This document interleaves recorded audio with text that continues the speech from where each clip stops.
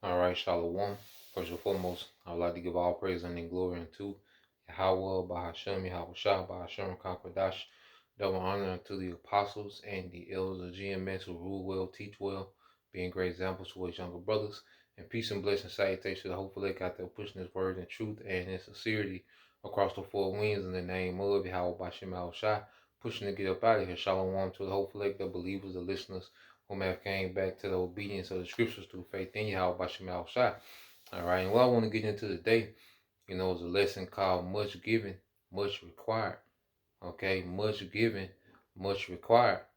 And as we, come to the understanding of what we're a part of, okay, then we really begin to grow.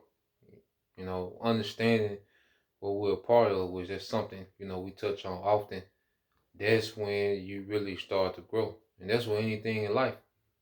You know, whenever you know your role, your purpose, all right, within, a system, then you begin to grow and flourish, within your office, within your lot.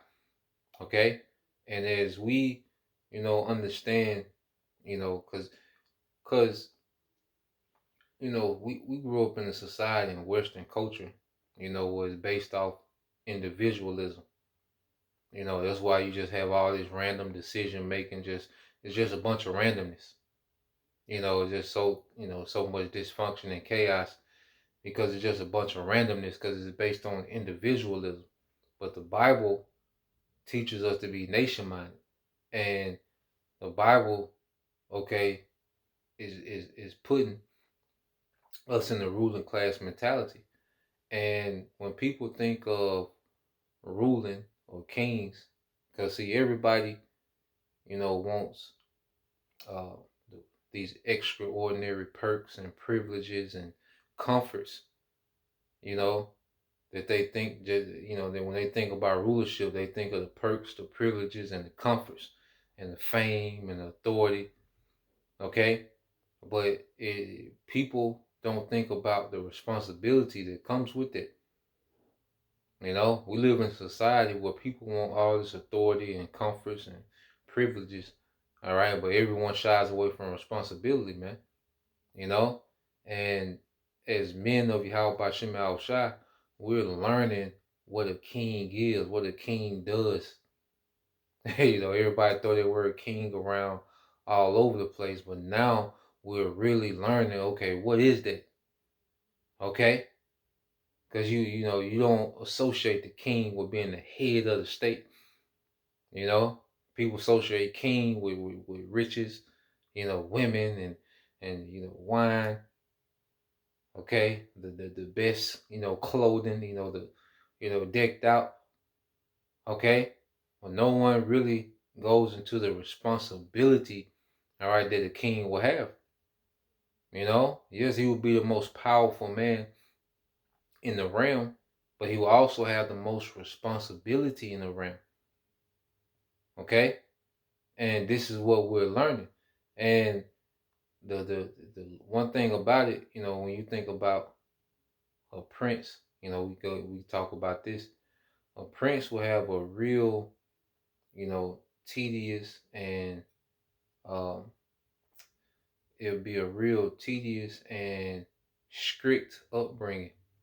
All right, as a prince, all right, if you was under a wise king, okay, a good king, all right, his sons, okay, especially the firstborn, and the firstborn, he would get the most chastisement. He would get the most scrutiny. He would, get the most responsibility put on him at an earlier age because he's the next heir.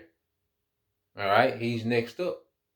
The other sons will be taught, how to rule as well, but it will be emphasis on the firstborn. So if we those first fruits, okay, of the nation of Israel, all right, as it goes into a superior of his own kind, all right, you go into the definition of first fruits, okay. Well, guess what? The Lord expects much more from us, man. And this is why, I know you brothers probably can attest, it's like our whole life, it was always way more expected of us than everyone else. You know, and we'll get into that. Because guess what?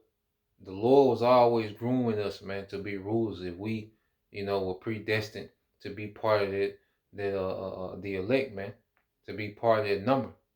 Okay? Because you go to Isaiah 1 and 4, it says, the word of the Lord came unto me, saying, before I formed thee in the belly, I knew thee. And before thou camest forth out of thy womb, I sanctified thee and ordained thee a prophet unto the nations. Okay? So before we was in the womb, everything was already set up. And that's why, I know it's not just me, but I know, like I said, you brothers can attest, man. Like coming up, it was always like we was getting the short end of the stick, and so much was expected of us, man. And it seemed like, you know, all the authority figures, our parents, our uncles, or supervisors, like they would always just nitpick and critique every little thing that we did. And it seemed like everyone else was just able to chill. Well, the Lord knew us from the womb. Okay, He knew what spirit He was sending down into these bodies we're in. Okay, and from day one, all right. Hey, the Lord was grooming us, man. Okay, in some form, shape, or fashion, He was grooming us, man, for what we're doing now. All right, and ultimately for what if we're of that number to be joint heirs with Yahushua. See, we got to be built a certain way to rule with Yahushua, man. Okay, this the ways of the West and America and this soft ass backward ass shit that we was brought up in, man. Nah, man, the Lord, even though we was raised here, man, it's like the Lord always, it seemed like we was always isolated. you know, because and I know I'm not the only brother that feel like that, but it seemed like we was always isolated. I used to feel like I was always isolated, man. You know, but that was the Lord dealing, and we're gonna get into it now. Let's go here because the prophets, okay, are the ones that's gonna eventually become what? The kings, and let's prove that. Okay, let's prove that. Let's get that in 2 Timothy. All right, the prophets are eventually going to be the kings. Okay, this is 2 Timothy chapter 4 verse 7. It says, "I have fought a good fight." Now this is the Apostle Paul, which is what he was a prophet. He was a teacher. Okay, an apostle, man. All right. He says, "I have fought a good fight. I have finished my course. I have kept my faith. Henceforth there is laid up for me a crown of righteousness, which the Lord, the righteous judge, shall give me at that day, and not to me only, but unto all them also that love His appearing." So the Apostle Paul had an expectation of a crown, which is rulership, represents sovereignty, man. Okay, represents authority. So Apostle Paul had the expectation of becoming a king, all right, at the end of his fight, man. Okay, and that's something that's promised, okay, to all the prophets, man. Okay, this is the time where the prophets, okay, are getting ready to get their reward. Okay, Revelation 11 and 18 it says, "And the nations were angry, and thy wrath is coming." That's where we at now with it.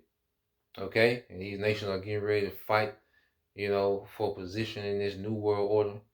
Okay, hey, these nations are angry. Okay, we waking up. These elites of these nations, these I'm talking about the ones that's in council with the elites of Esau. They know who we are, man. Okay, so there's a lot going on centered around us waking up to who we are. Okay, and it says, "And thy wrath is come, which the Lord is finna display His anger against these nations," man. It says, "In the time of the dead, that they should be judged, and that thou shouldest give reward unto thy servants the prophets, and to the saints, and to them that fear thy name, small and great, and should destroy them which destroy the earth." So now the prophets finna get their reward. Okay, the 1/3, everyone's finna be rewarded, but the prophets, all right, finna get those thrones, man.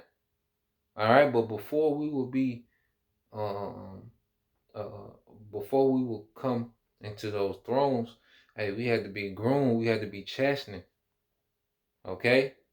We had to be chastening, man. Like it was like you study your life over Prince. Go into the, how Xerxes, how he came up. Okay, you go into Mehmet, all right, the second, I think, of the Ottoman Empire. See how he was raised up, man. Okay, you go into these different. You study how princes was brought up, man. Hey, it was a lot expected of them, man. You seen that on Bridgerton, with the Duke. All right, you seen when he was smaller and this and daddy, seeing he couldn't talk, and he was pissed, man. He pretty much disowned him, okay, cause he like goddamn, cause you look, it's a movie, Jake, they paint Jake way worse than it was, cause hey, a man of authority and responsibility, okay, yeah, you're gonna be austere, you're gonna be strict because your position requires you, okay, to be on point, man. Okay, hey, their position requires a lot, So he disowned him because he understood, like, look, my son gonna be responsible for a lot of things, you know. So the Lord, He puts us in these situations. He puts us through this tribulation, these chastisement, because He dealing with us as with sons. Okay, and then let's go here. Let's go ahead and get that. It's the book of Hebrews 12.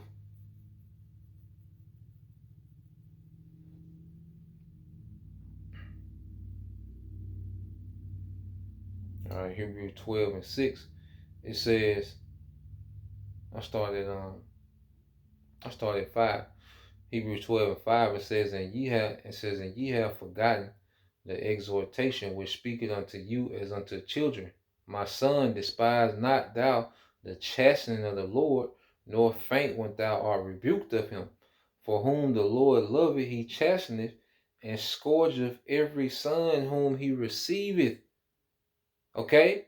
And we want to be those acceptable sons of Yahweh Shema Shai.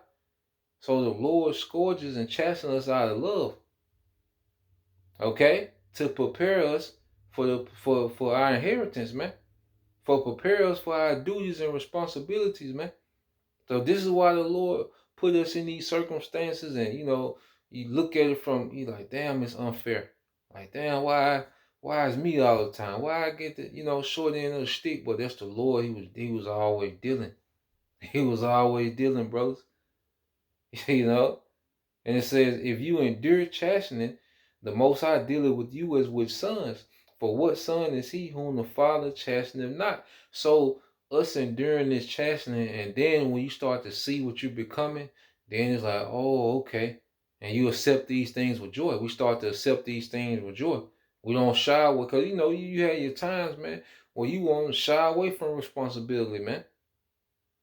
Okay? Like it be times, man, you like, damn, everybody else, just got it, like they got it easy, man. It was just, I say, grandparents expected more of your parents, everybody expected more of you. you know. Remember, staying with my grandmother, they expected me to pay bills. I was a grandchild. Some of her sons didn't even pay nothing. But they, used to be on me tough. What you on mine, but then like they don't got it, so they had to buy, buying groceries, and you look at all those things, and it's like, okay, now, because as we mature in the truth, and then you start reflecting on your life, as we start to learn, and it's like, oh, a lot of things, make sense, you know. Everybody else pretty much got to do what they want with them with their money, but I was tired. I always had, to handle, the matters of the house first, and um um and it was like, damn, it used to be, it just seemed like so unfair, in every situation. Okay, like you see, and we never. It's like, you'll look at Jake, from around the way, and how, they was able to just go. lay up, with different women, not have no responsibility, drive their cars, wreck their cars, come back with the car on empty, go to jail. Everybody put their house up for this nigga, man. you know. But when it came to you, okay, it was a list this long of expectations, man. Like, look, man, everybody just had expectations, man. But see, that was the Lord having expectation. He was grooming us, man. You know, because it was just a lot of time. Like, damn, it's unfair. They got it made. Like, Jake go to prison, be living better than you, man. Jordans, 7 pair of Jordans, outfits, the iPhone 12. You know, you on the outside catching hell, man, with all these responsibilities, man. But like I say, and it was times like, damn, I want to shy away. I want to be, I want to be responsibility free and just live and just do. Just lay up and nobody expecting nothing out of me, man. Okay, everybody coming to my aid, and I make a mistake, but they were like, nah, man. The Lord, hey, it was a hard knock life, man. Lord made sure that brothers, some more than others, but a lot of brothers, hey, got it the hard way, man. But there was the Lord. Okay, it says, but if ye be without chastisement, wherefore are ye are whereof all are partakers, then are ye bastards and not sons. And we use this with Esau because he's a bastard. He's not of the inheritance because a bastard wouldn't have a part of the inheritance. Okay, well, even the 2/3 in the world, guess what? They're not part of the inheritance of the first fruits.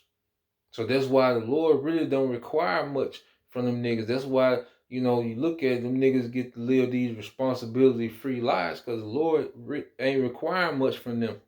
He's requiring much from us. And who did he require the most from? Yahweh Shai. And that's why Yahweh Shai had to go through the worst suffering, man. Okay, the scriptures say his visage was marred more than any man. The way he was tortured to death. Okay, the scripture say it pleased him to bruise Yahweh Shai. All right, because he knew what it was gonna produce after he did that, man. And Yahweh Shai said we will have to drink of that cup. Okay, so we're drinking of that cup of it's a lot of chastisement in that cup, man. If we gonna reign with him, we gotta suffer as he did, man. If we want the same results as Yahweh Shai, we gonna go through the same sufferings, man. All right, whichever portion of suffering that's meant for us, we're gonna go through that, man. But it's chastening us, all right, to be able to hold down our responsibilities in the kingdom when we're joint heirs with Yahweh Shai, man. Okay, so let's go from there. Let's get that in Luke, because everybody, I say you think of a king, people just think of, like I say, the women, the gold, the wine, the big, the table full of delicacies and desserts and steaks and but it's a lot of responsibility come with it, man. And then you grow into it. We begin to grow into these things, man, and start handling these things, and it becomes a second nature. It starts to become second nature, man. This is Hebrews 12 and 47 says, and the servant which knew his Lord's will and prepared not himself, neither did according to his will, shall be beaten with many stripes. Okay? Because if you are the son of a king, okay, and you know your father's will, okay, and you don't do it, all right, there was cause for heavy punishment, man. Okay, and this was Jake to know they're Israelites. See, Jake find out they're Israelites and they think, that like I say, that this is a thing of gimmicks and clout. Jake want to debate. Jake want to, be at the club and, with the fringes on. And, okay, Jake really don't understand the responsibility that we stepped into. Okay, Jake want to, try to justify eating pork. Niggas like that gonna get beat with many stripes, man. Because when you proclaim that you're an Israelite, when you make that confession, okay, you're saying that you agree to what's required of an Israelite, man. Okay? And if you don't, adhere to it, hey, that's why you're finna see fringes and head wraps everywhere in Jacob's Trouble. Okay? Jacob's Trouble ain't just for, Pookie and Ray Ray. They gonna get it too. But it's gonna be worse for you guys to know that you're Israelites, man. Okay? And bullshit, man. All right, verse 48 says, but he that knew not and did commit things worthy of stripes shall be beaten with few stripes. For unto whomsoever much is given, of him shall be much required, and to whom men have committed much, him they will ask the more. So I say, you look at these, you look at these Jakes and they got it. It's like, damn, these niggas winning. You like Jake got it made. Jake had it made responsibility free, and everybody love this nigga, man. He got, everybody's taking care of this nigga. He's like, damn. But the Lord not requiring nothing from them guys, man. Okay, and then them guys are enabled, like men that live like that, they're enabled. They always have to depend on somebody. Okay, they can never be self-sustaining. They always have to depend on somebody in some shape, form, or fashion, man. Okay, whether it's they mother or a woman, for the most part. Okay, but nah, man, the Lord is making us rulers and judges, man. Okay, so he made it to where, a lot of situations we would have to, work uphill. Like all the odds would be stacked against us, and still expected to get it done. But there was conditioning, man. All these situations, like the odds was always stacked against us, but it was required for us to get it done. The Lord was dealing, man. Okay, much was required of us, man. Okay, I read this in NLT, so Hebrew 12:48. But someone who does not know and then does something wrong will be punished only lightly. When someone has been given much, and we know we want to be joint heirs with Yahweh, that's a lot. Okay, so we got a lot that's going to be given unto us, man. That authority, that power, the perks and the privileges that come with that, man. That's gonna be a lot. Okay? It says, when someone has been given much, much will be required in return. And when someone has been entrusted with much, even more will be required. Okay? Even more will be required, man. So the Lord is requiring a lot of us, okay, because he's finna give us a lot. Okay? So we have our times where, you be wanting to pout and, poke your lips out. Okay? But then we have to understand what the Lord is doing, man. Okay? He chastening us, all right, to be joint heirs, man. And it's all out of love. What he did to your house is out of love. See, the way of Father, that's why you look at these men, that are like elite, athletes. You look at the Mayweather, all right, and Steph Curry, and what you see, how their fathers were hands on, okay, to make them to where like they built different, they just built a certain way, and that's the power of a father, being hands on with his son, chastening his son, taking them, no, really, drawing things out of them, man, constantly testing the limits. That's why this is what, like, as a father, see, the father, people think of the father as someone, he can whoop your ass harder than the mother. When they think of the father and the discipline, they just think, well, he can whoop his ass harder than the mother. Okay, nah, man, it's way more than that, man. With a father and son, the ass whooping was the last resort when everything else failed. Okay, but a father knew how to give his son responsibility and hold him accountable. Okay, the father would know how to push his son to the limit over and over again, you know, and put that confidence in him. All right, and draw out, you know, their champion in them, man. Okay, set up their structure. Okay, teach him how to deal in daily affairs, man, as a man. Okay, well, it was a lot that went into that dynamic of father and son. Okay, and then you know, because the woman, the woman, you know, she, it's a lot of things that what fathers do with the son that the woman gonna look at as too harsh and too, you know, in this society where the woman has authority, you know, she can stop the process, you know, of the father trying to groom his son. She can intervene, and you know, because it's a balance, because the nurture is needed, but that chastening is needed as well, man. You know, that plays a major part in the development, man. So we was always being developed, brothers. You know, we was always being developed, and I'm gonna end it here. All right, this Sirach 30:1. It said, "He that loveth his son, causing him oft to feel the rod, that he may have joy of him in the end." Okay, and we're coming to the, because the word say, the end of the thing is better than the beginning.